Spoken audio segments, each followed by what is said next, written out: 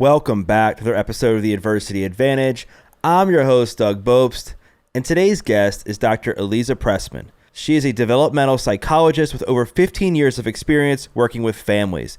Aliza co-founded SeedlingsGroup and the Mount Sinai Parenting Center and hosts the highly popular Raising Good Humans podcast to empower and educate parents on the latest research and evidence-based practices regarding child development and parenting. So let's get this conversation going. And welcome Dr. Aliza Pressman to the Adversity Advantage podcast. Aliza, welcome to the podcast. Thank you very much. Thanks for having me. Yeah, I'm really excited to chat with you and to dive into your work. You're somebody that has been on my radar for quite some time because I have a lot of parents who listen to this podcast. And as somebody who's a trainer and who works with kids, I get asked a ton of questions from both a kid's perspective and a parent's perspective on how to navigate like certain challenges. And I can only speak from my own experience. So I wanted to get an expert on here to help me answer some of those questions. But before we get into all that, I want to talk a bit about like you and your parenting. So I know that we all have our shortcomings with the expertise that we have, right, with certain things. So what has been like a recent mistake maybe you've made as a parent? What did you learn from it? What did you fix? And then how has it made you stronger? That tiny question. I will tell you the biggest parenting mistake that I've made so many parenting mistakes, but one that really strikes me, I'm trying to think if this is that, well, I'm going to answer this. And if it's not a satisfying answer, I have plenty more. But I was thinking about I have one daughter who's very introverted and very different from my personality. And this was quite a few years ago. We were sitting at dinner. I have another daughter who's loud and chatty. And, I never wonder what she's thinking. And she's also very smiley. And I tend to be pretty sunny myself. And I looked over at my younger daughter and I said, "What's wrong? You seem upset." And she said to me, "You say this all the time. And I really want you to understand that just because I'm not smiling doesn't mean I'm not happy." And it was given what I do, that I didn't pick up on that for years. She was 7 at the time, but that it took me so long to not try to interpret her personality with my personality's approach to life. And it was like just a real moment where I remembered this child's not feeling particularly accepted for who she is and seen because I'm busy forgetting about what's called theory of mind, where you can understand that other people think and feel different things about the same moments, and their facial expression, like things are just different. So it seems not like a huge parenting mistake. I mean, I've also gotten divorced and moved a bunch of times. I feel like those are much bigger mistakes. But this particular moment felt like I forgot my own knowledge in the context of interpersonal interactions with my kid. And in the process, I realized I was kind of pressuring her to put on a show just to make me feel better about how she was moving through the day. Thanks for sharing that. I think that was a perfect answer because it actually is a great segue into one of the things I wanted to talk to you about. And that is that we live in this world that tells you in order to be successful that you have to be like happy all the time. And I think that puts a lot of pressure on parents and kids as well to know that if their kid isn't happy, then they're not doing a good job as a parent. If their kid isn't happy, that means they must be like going down a really dark path. And in reality, it's just life's tough. So what kind of tips do you give to other parents or on the podcast or in your work to help people parent in a way that they're not putting so much pressure on themselves and the kids when it comes to happiness, and they're able to just let kids be kids? The most important message is not only are you not failing as a parent if your child isn't always happy, but if I use the concept of failing as a parent, which I really don't, I would say you would be if your child is always happy, because humans are not always happy. And it's selling really a false bill of goods to young children and teenagers to suggest that when they are feeling the rainbow of feelings that exist in the world, there's such a range, that there's something wrong with any of them, including sadness, fear, anxiety, whatever the feelings are that are considered negative, but they're just more challenging feelings. So if you don't allow your kids to see that you're comfortable with their uncomfortable feelings, they grow up thinking there's something wrong with them. And then, of course, you grow up and know that you're not always happy. And then you think that you're broken, when in fact, you're a person. People are not always happy, and well-adjusted people are most certainly not always happy. So what I tell parents is, when your children are not happy, it is natural for you to want to fix their feelings. And in doing so, you're doing them disservice. So come to terms with how you feel. Take a few deep breaths, even one, so that your nervous system doesn't share with them a silent panic that you're not comfortable with their challenging feelings. And just sit next to them as they move through them. Because that's what we need to be resilient. We need to be able to be in these challenging feelings and know that we're not alone.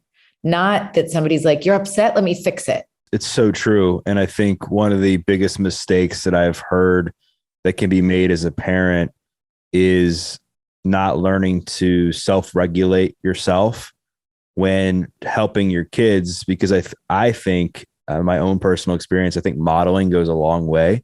Of course. So do you encourage parents to self-regulate and be like, other than taking a few deep breaths, like what are a few like daily practices that people can do to learn how to self-regulate themselves so that they can be more resourceful to their kids when their kids maybe are struggling? Well, I will say that a deep breath is more powerful than any parenting tool in any toolkit. So I really don't want to blow it off, because you cannot be a self-regulated person without being a breathing person. Because what happens to your brain when you have a stress response is that your alarm bells go off that, you're being chased by a bear or a tiger, and you have to fight, flight, or freeze. And so you can't self-regulate unless you breathe. And the breathing is the passcode to your alarm, because it's saying like, there's no bear, there's no tiger, you're safe. Now we can deal with what's going on. And breath is all you need. You can't actually have a stress response while breathing, because they're separate autonomic responses. So the practice of every day, and that's why meditation is such good brain workout, because when you do that every day, you are practicing getting your body used to taking breaths intentionally and bringing yourself back to a place of being in this flow state that is not going to allow for a panicked reactive stress response. And when you do it, even for a few minutes a day, you're just working out that muscle so that in the heat of the moment, it comes more naturally to you, just taking a breath. And if you think about it, anytime you see your child do something, before you say something, if you, as a daily practice, especially for things that don't matter as much to you, just take a breath and then make your comment, ask them to do something, whatever it is, say your no's or your yes and also's, you'll get really good at it. But that is probably the number one, number two, and number three way to become more self-regulated is to find whatever gets you to pause and breathe. For some people, it's having a mantra like, I'm not being chased by a bear. It can be very simple. Right now, I'm not being chased by a bear. My child is not being chased by a bear. I can breathe and then address this. In the time that it takes you to say this, you will have not been reactive. You will have been self-regulated.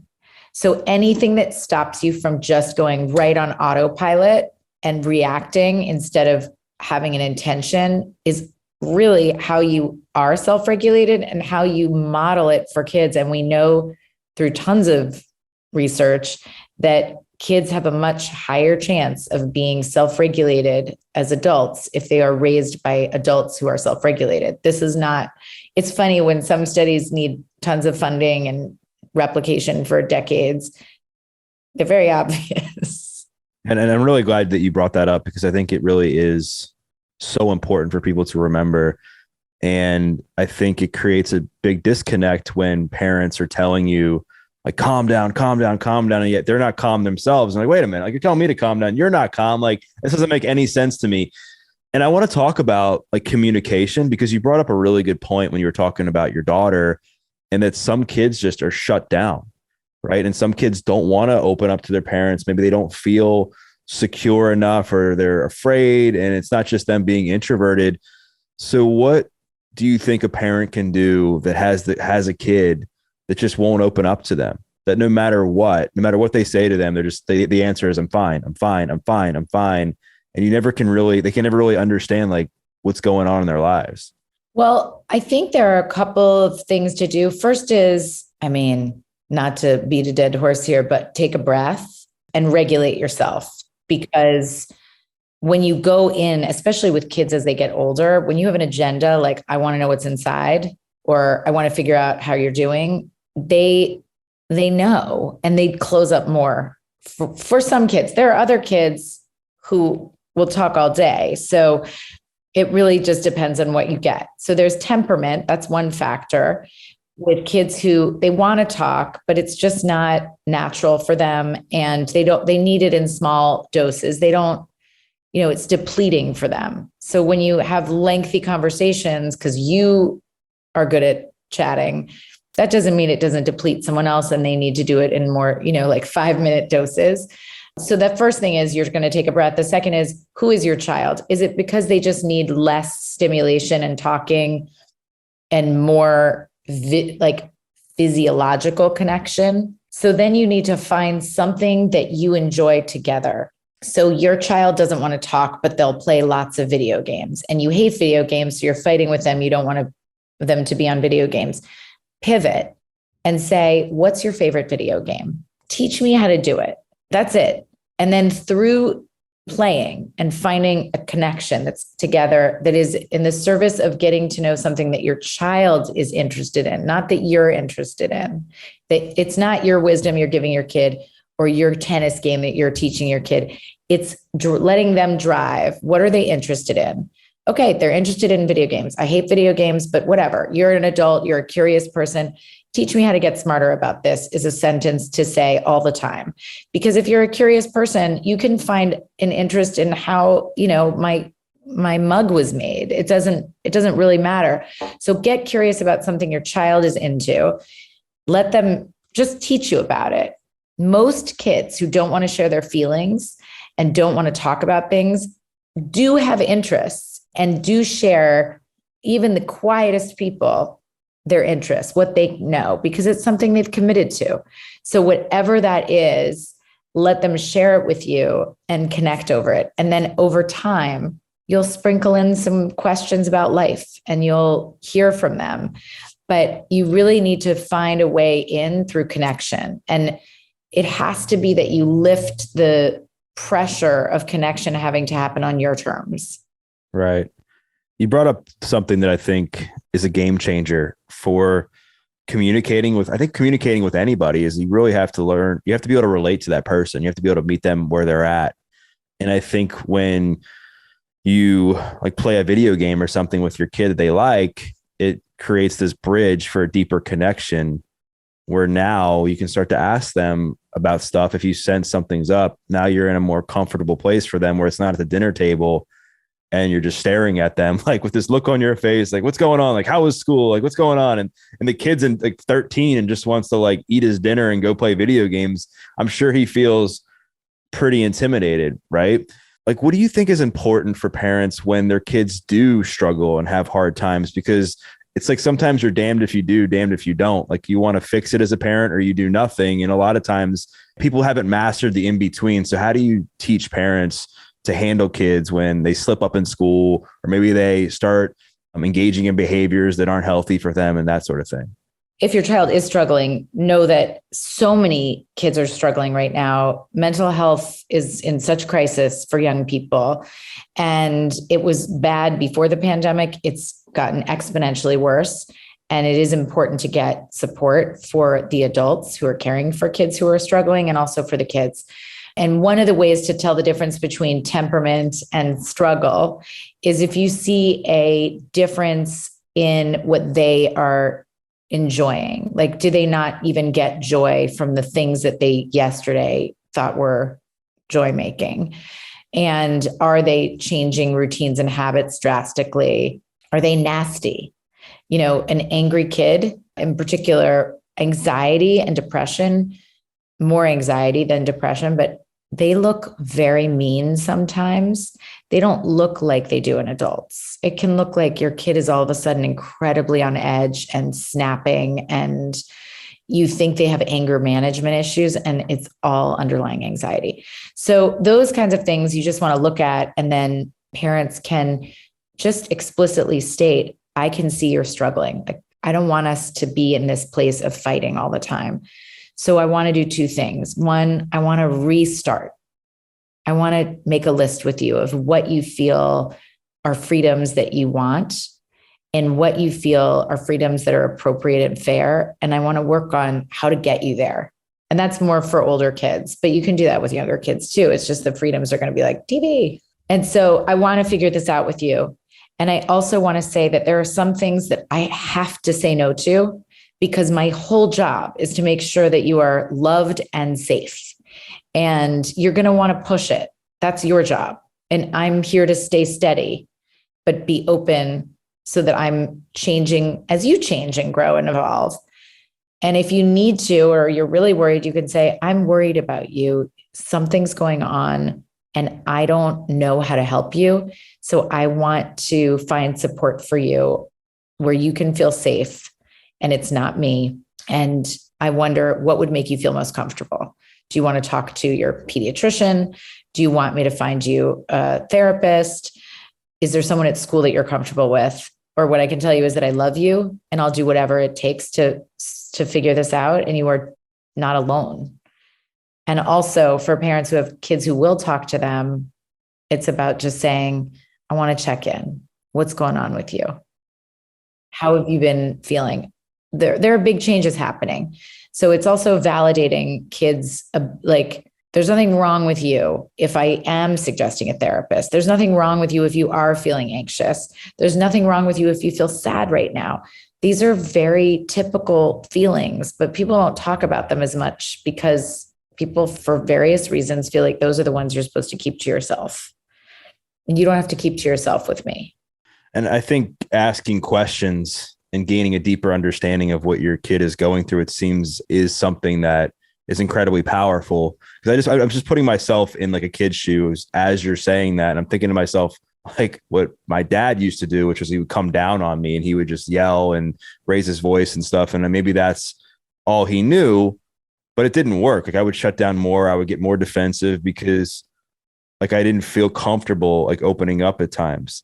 And that's not necessarily me blaming my dad for some of the problems that I endured. That was just a fact of like what happened. That's what he knew. Yeah. And I think when you are able to ask questions, you at least get the kids to have some sense of independence and can open up and share from their perspective on what they truly want or what they truly need in that moment.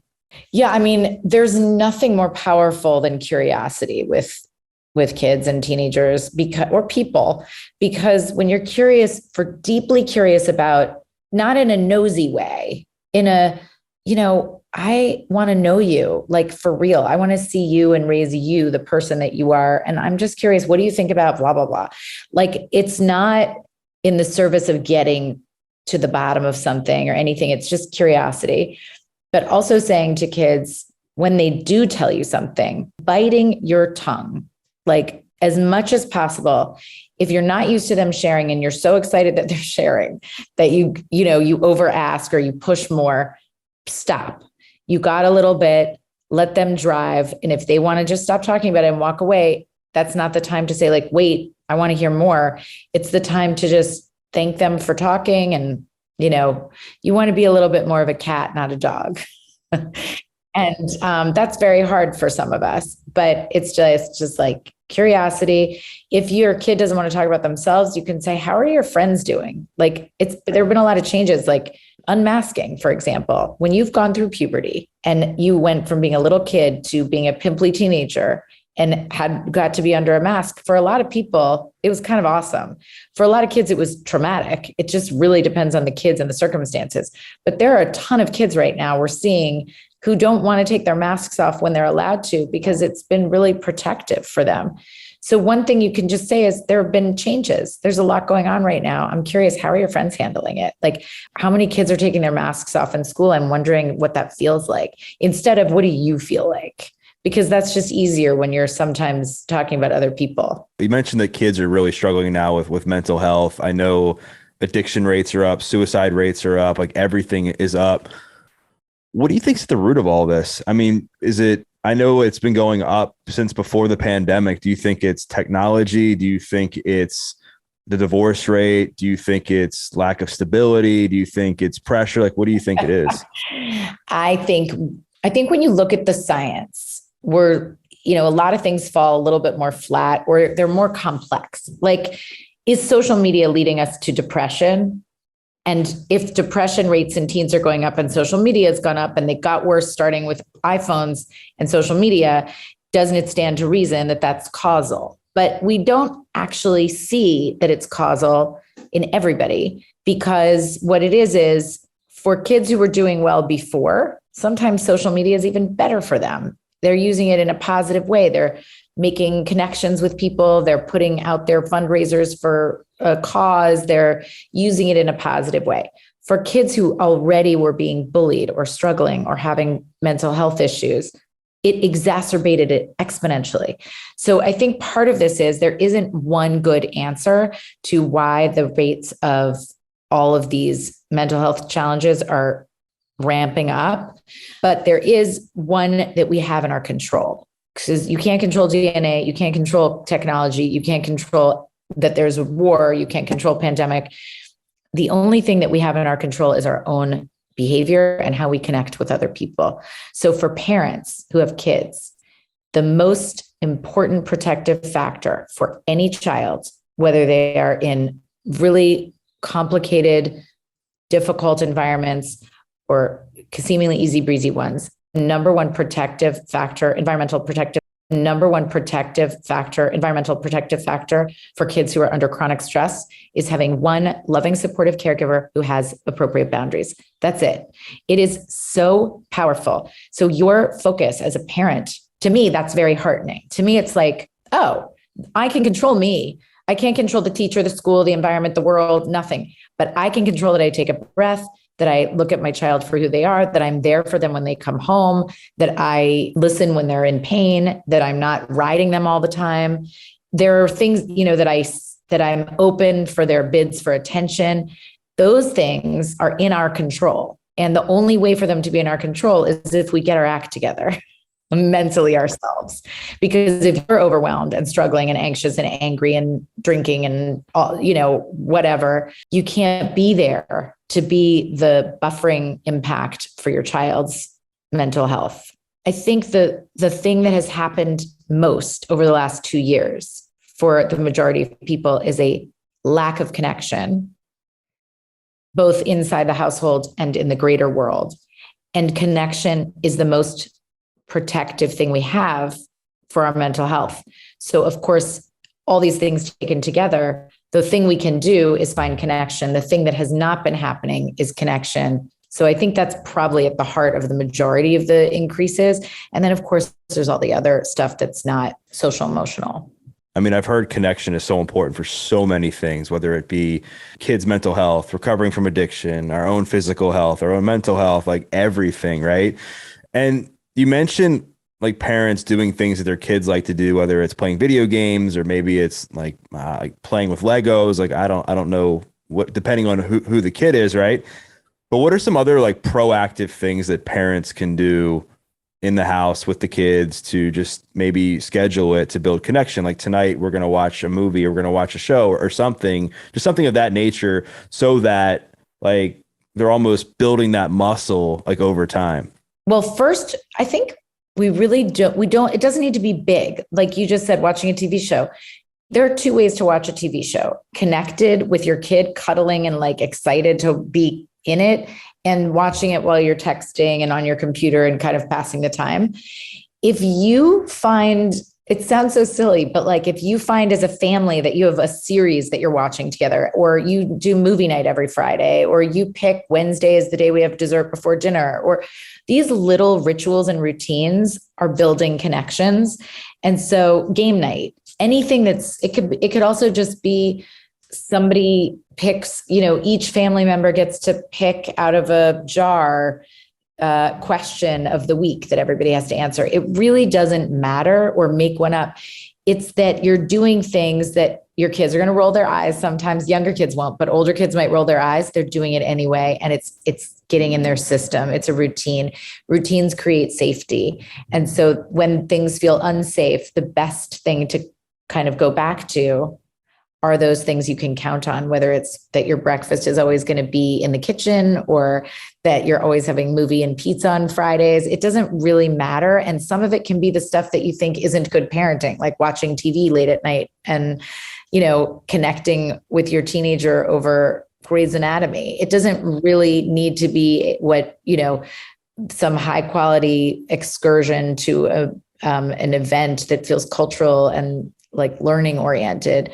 It's just whatever feels doable for you as a family and what your bandwidth is. So I think I was like many parents during the pandemic, we watched much more TV than I have ever allowed in my house. Like I have never been a TV person, and I certainly didn't have TV during the week and blah, blah, blah. That ship sailed within a week of the pandemic. I mean, I have an easier time with self-acceptance because of what I do. But instead of saying like, oh, I'm really failing as a parent, I just embraced like, okay, let's do this in some intentional way. Let's each make a list of like the movies we've always wanted to watch together, or the series that we wanted to share with each other. And let's do it instead, because I didn't have the bandwidth to learn how to make bread. Like that wasn't going to happen. So it's really just finding what's in your bandwidth, because a risk of my job is parents feeling overwhelmed. Like I can't do all of that. So I'd rather it just be know yourself. What are you able to connect over? It also can be working out, like getting outside, doing, agreeing to do a 7-minute sun salutation together in the morning as a habit. It's just anything that's doable, predictable, and you can practice on a regular basis. You brought up the fitness component, which I love because I've been a trainer for over a decade. And I wanted to know, like, how important is movement, is physical health when it comes to like raising good humans? It is so important. I mean, all the science points to the power of physical movement and mental health, every bit of it. So you need your kids to get physical activity every single day. That is why policy makers have been, the good ones fight hard to make sure that in schools there's required amounts of physical activity.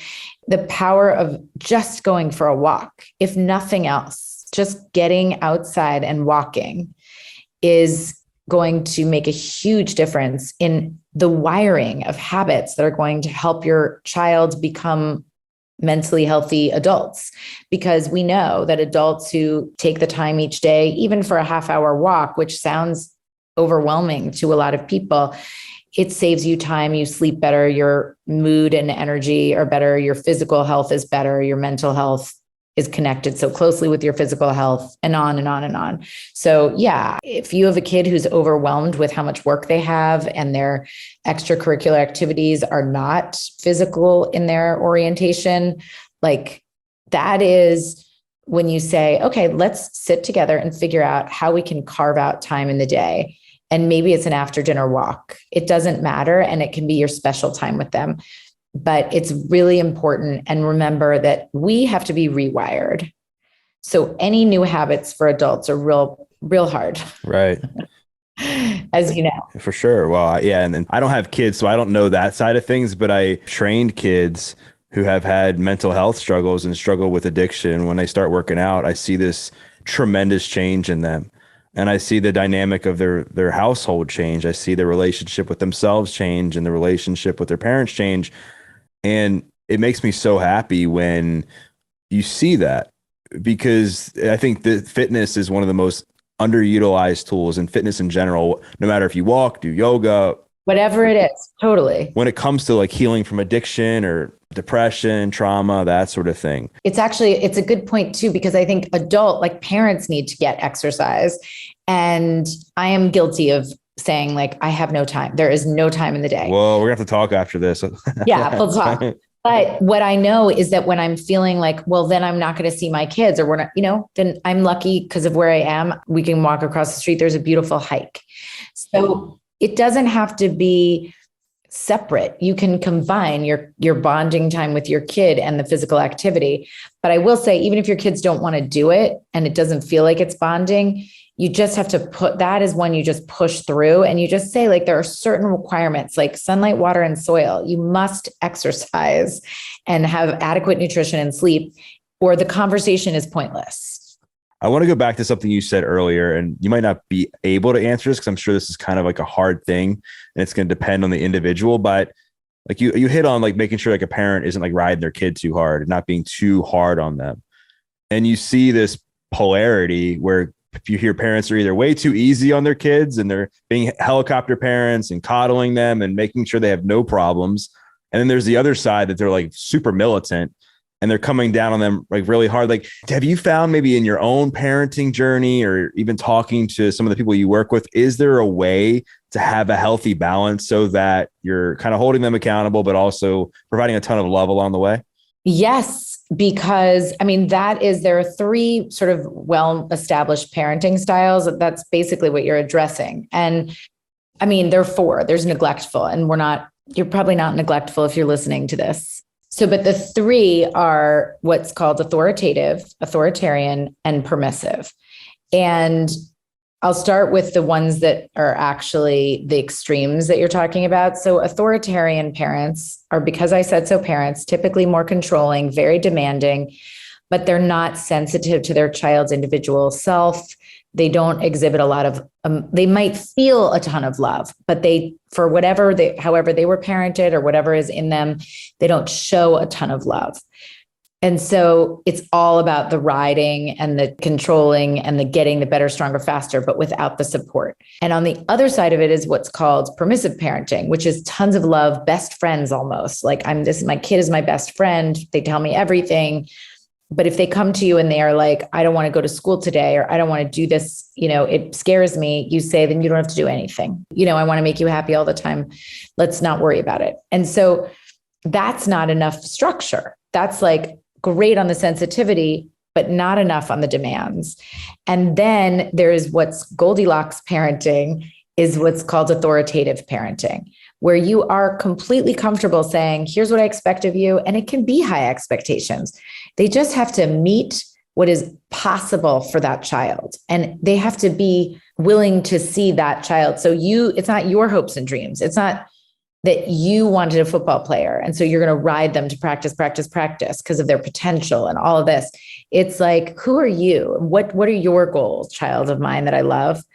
And let me help you. And also, I don't love you because of your accomplishments. I love you forever. And so if you decide you're quitting that sport or you didn't get an A, that doesn't change my feelings and love for you. So those both need to be held very dearly. But the demands are important too, and expectations, because you don't want your kid to have a sense that their contributions to the world are irrelevant. So that's, I think, how you strike the balance. You ask yourself the question, am I seeing my child? Am I allowing my child to be who they are? Are my expectations appropriate? Okay, then I've done my job, then yes, then you can push them. But you also want to look at how they're responding, because sometimes we think it's effective, but for the most part, self-motivation, you need to have a combination of external motivators and internal motivators.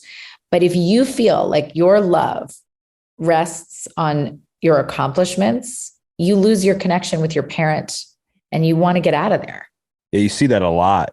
Right? You see like a parent sometimes trying to get their kid to live out their unfulfilled dreams, right? I've seen it with sports specifically, Sports, right? it happens a lot. Yeah. And it's tough. And I can't imagine how hard it must be as a parent now with everything going on with kids to try to make sure that you're doing right by them. But I do think, like you said, there are some things you can do to mitigate it and to do the best that you can. One of the things I wanted to ask you about is, like, how do you get a kid, or how do you encourage a kid to change like a bad habit or a behavior that maybe isn't aligned with the values of the household in a way that is going to move them to wanting to make that change versus them shutting down and just creating more tension in that relationship?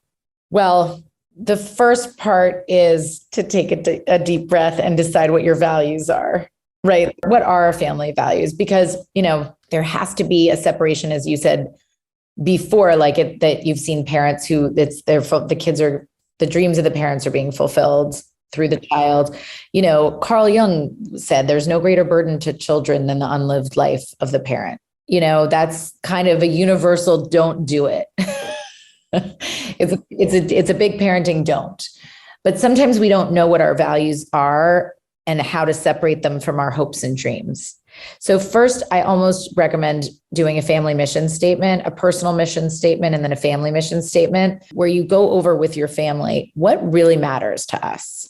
So what are the rules that we're going to set up in order for us to be better at this family mission? And then what's the consequence if you don't honor our family mission? And get on board together.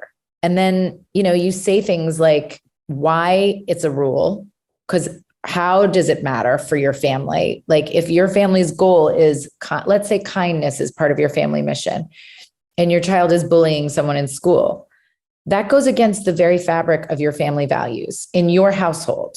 So when you go against the fabric of the family values, there are always going to be consequences, because it's our job to raise our kids in the context of the intentions of our values. That's like what we do.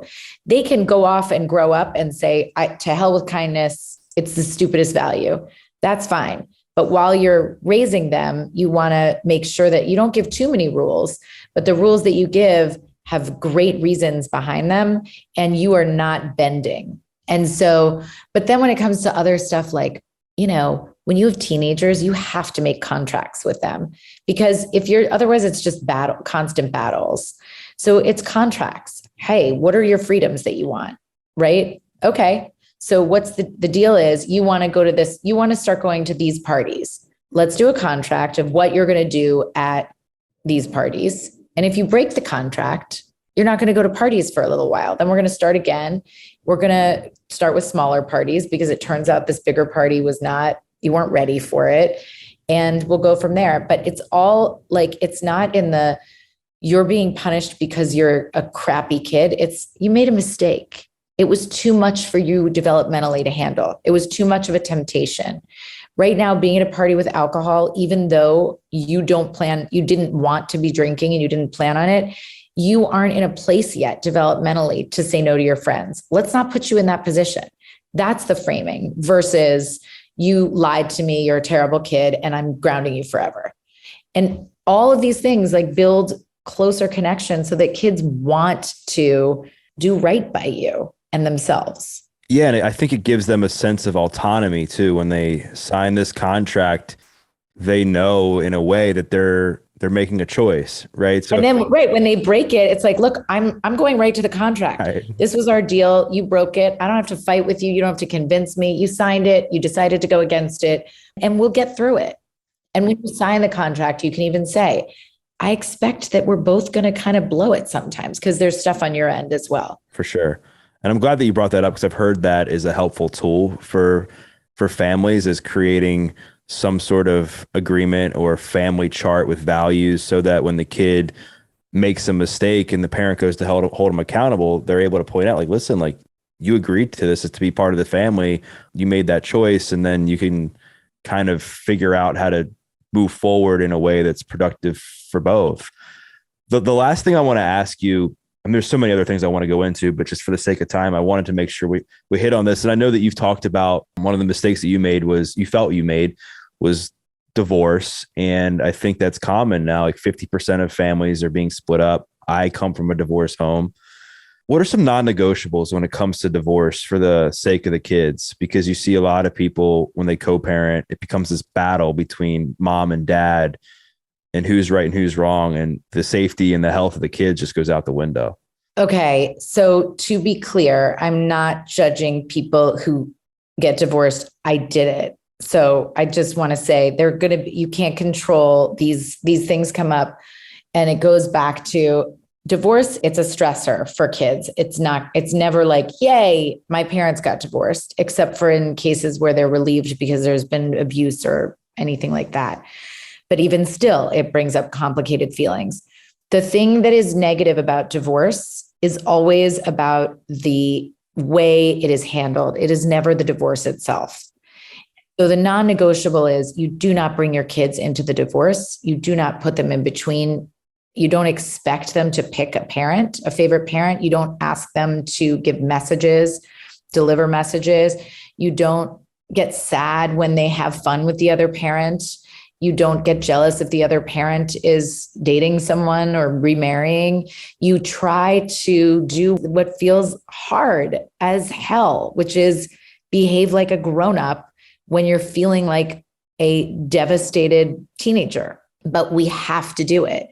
So, if you were able to make a decision to have a child with someone, you were able to make the decision that you have to work in the service of that child to do the best divorce possible and figure out what you need in your life to surround you with enough support that it's possible, so that you're not also leaning on your children to help you get through it. Because that's another big mistake that happens, is leaning on your kids for your emotional support. They get to lean on you. You can be open with them about your feelings to a certain extent. You could say, I'm sorry, if I look really sad right now, it's because this has been stressful. However, I know how to manage that. I have support systems. I have plans. I cry when I'm sad and then I move on. But you are not responsible for taking care of me or your other parent. Right. I think that's really, really good advice. I think that's a good place for us to stop, because the odds are, if people are listening to this, that either somebody is divorced or they may get divorced just based on the statistics. And I think it's an important part, because in my own journey, I've witnessed divorce in a negative way, and it created intimacy issues and it created fear of relationships because of what I saw. And again, like, I don't blame my parents. I just think it's just what happened. Right.